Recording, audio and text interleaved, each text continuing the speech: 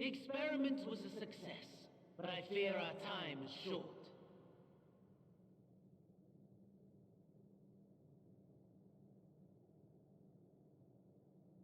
I shall begin the preparations.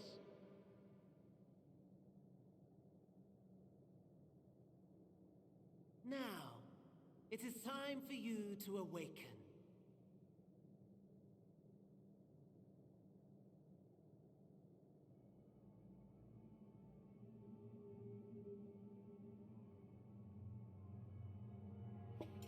Good morrow to you.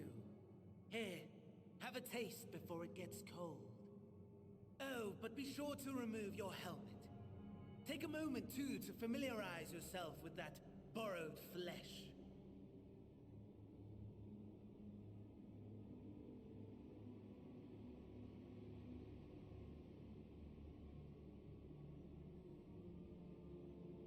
So, how does it feel?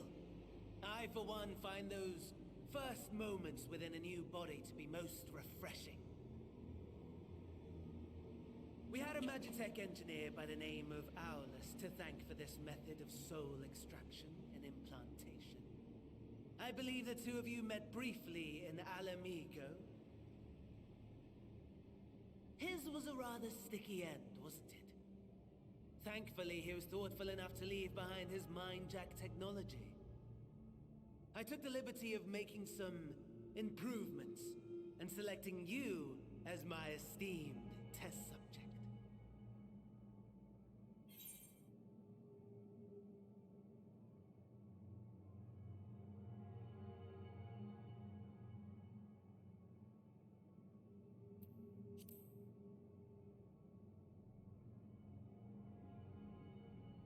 And permit you to go on a righteous rampage instead of partaking in this delicious meal? I think not. I must say, I have gone to great lengths to reunite you with my lord. When I discovered that his friend was in this neck of the woods, I suggested inviting you over for dinner. He never deigned to respond, but I took his silence as a resounding yes.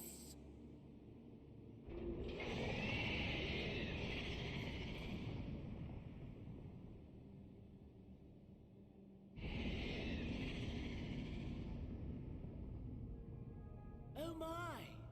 Daddy is pleased his grumpy little boy has finally found his playmate.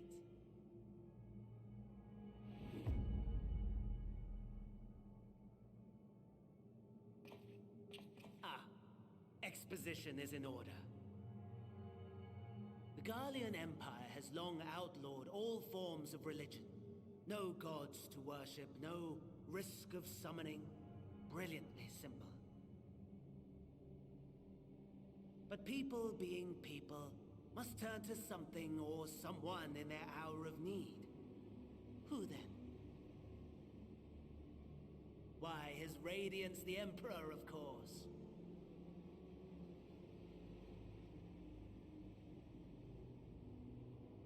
As you have observed firsthand, Garlemald has seen better days.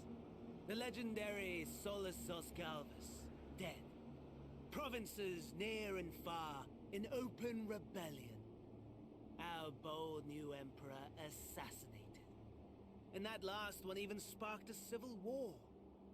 What rotten luck. The people cried out for salvation. Their earnest pleas, one might even call them prayers, a supplication united for the Empire to reclaim her former glory. And so their will did manifest, channeled through the corpse of none other than Emperor Varus himself. And lo, the Savior was born, the embodiment of the Garlean spirit. Their anima.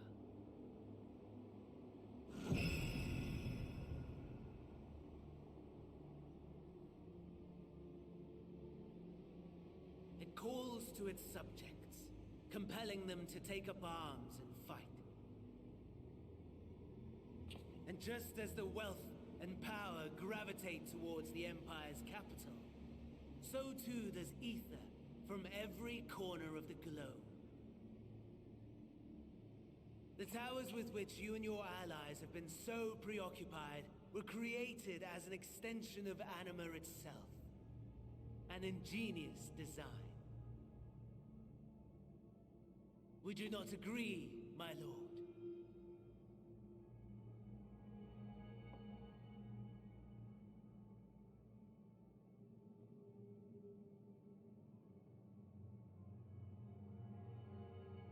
Does the pursuit of prey you have bested before excite you? Of course not. Absent the challenge, the thrill, your prize is a hollow victory. Butchery.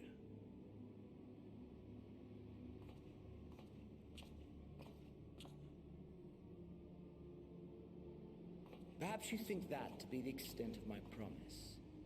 I have no doubt fallen in your estimation since Alamigo. Fair enough. But do not let your disdain deprive us, of an opportunity to craft an even more majestic moment of euphoria. I have been honing my craft as I set the stage for our reunion.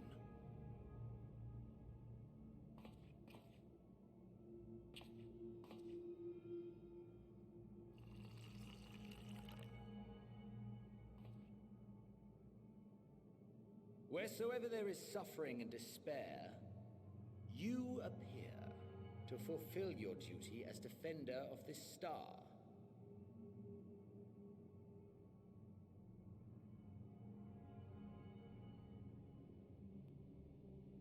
The chaos and destruction that my hordes have wrought are my gifts to you alone.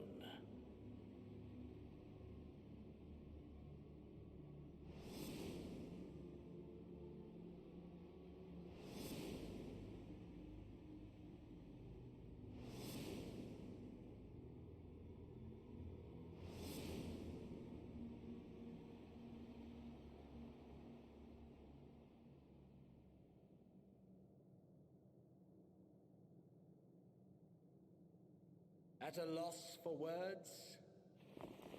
No matter.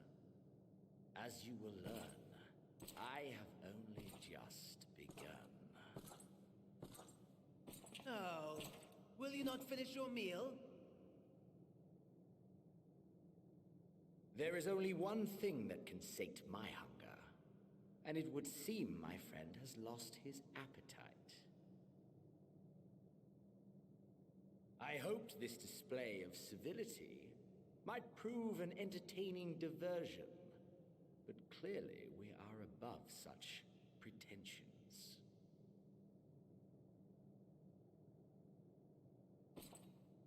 While my lifeless body was in the possession of the Ascian, I too claimed another's as my own. It was an enlightening experience to fight in an unfamiliar form. Flaws and failings in my technique were plain to see. Whence rises one's true strength? The flesh? The soul? Perhaps you should like to discover the answer for yourself.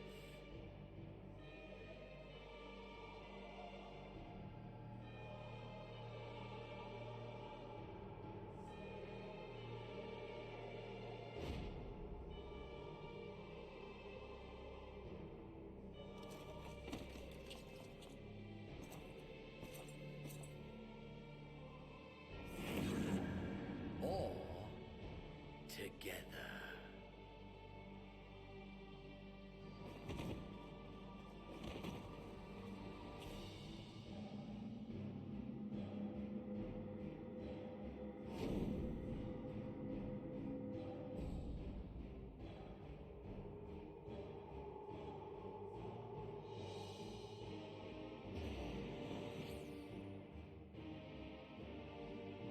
Oh dear!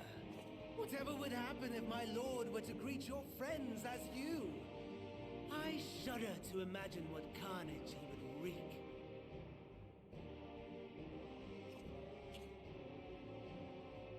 We'd better hurry if we want to avert the bloodbath. You can thank me later for my generosity.